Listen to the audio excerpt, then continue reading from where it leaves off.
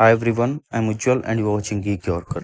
In this video, I'm going to show you how to fix iPhone not charging beyond 80%. So the probable reason why your iPhone not charging above of 80% is you have set the charging limit on your iPhone. Or to see or turn that off, you first need to open settings.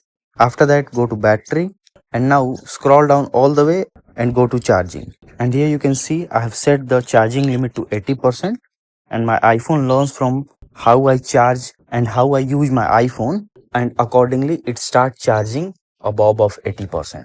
So if you want to turn this off, all you just need to slide the slider all the way to 100% or what number you want to set, and after that a pop-up will appear. Here you need to choose set limit to 100% if you permanently want to turn off charging limit, and if you want to turn off this until today, then choose allow until tomorrow, and from tomorrow onwards your iPhone will again set charging limit to your iPhone.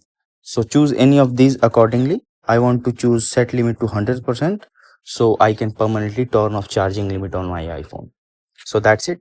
If this video helps you in any way, then do like it and subscribe to the channel. Thanks for watching.